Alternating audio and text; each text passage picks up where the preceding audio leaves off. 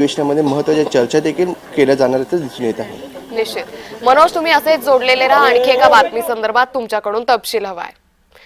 महायुतीने एकत्र लढायचं ठरवलं, मात्र जागा वाटप अद्यापही अनिश्चित आहे। महापौर कुणाचा, इतर पदांबाबत नेमकं काय या संदर्भात तिढ आहे, तर युती झाल्यास बंडखोरीची देखील शक्यता आहे। तर कल्याण डोंबिवलीत भाजपनं 55 ते 60 जागा मागितल्याची सूत्रांची माहिती आहे। भाजपला अधिक जागा देण्यास शिवसेनेचा विरोध आहे। या संदर्भात आपण जाऊयात, पुन्हा एकदा आमचे प्रतिनिधी मनोज दाळकर आपल्यासोबत जोडलेले आहेत। मनोज, आपण पाहतोय की जरी एकनाथ शिंदे रवींद्र चव्हाणांची बैठक झाली, महायुती म्हणून एकत्र लढणार असं जाहीर जरी झालेलं असलं, तरी सर्वात मोठा तिढा हा जागा वाटपाचा आहे। काय अधिक तपशील? नक्कीच आपण या ठिकाणी बघितलं तर काही दिवसांपासून महायुतीमध्येच तिढा पडल्याचं दिसून येत आहे।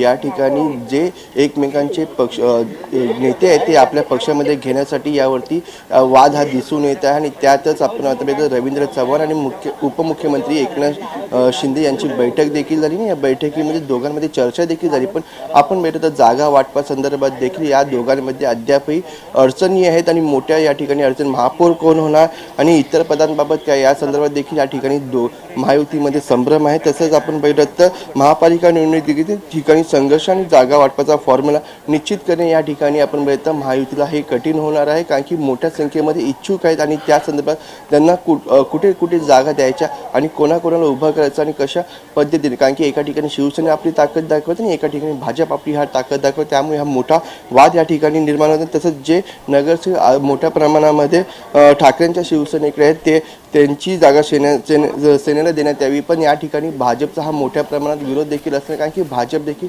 त्या ठिकाणी इच्छुक उमेदवार भाजपचा देखील असणार, त्यामुळे मोठा तिढा या ठिकाणी हा निर्माण होणार आणि आधीच्या निवडणुकीत जे आमदार हे जिंकून आलेले होते त्यांचा फॉर्म्युला वापरण्यात यावा यावरती देखील मोठी अडचण निर्माण या ठिकाणी होणार आहे। त्यामुळे आपण या संदर्भातले अपडेट आम्ही तुमच्याकडून घेत राहू। तुर्तास खूप धन्यवाद मनोज, आपण दिलेल्या सविस्तर माहितीसाठी। वळूयात पुढच्या बातमीकडे। मुंबईतून दिवसाला 4 ते 5 मुली बेपत्ता होतात। महाराष्ट्रात मुली सुरक्षित नाहीत हे या आकडेवारीतून स्पष्ट होतंय।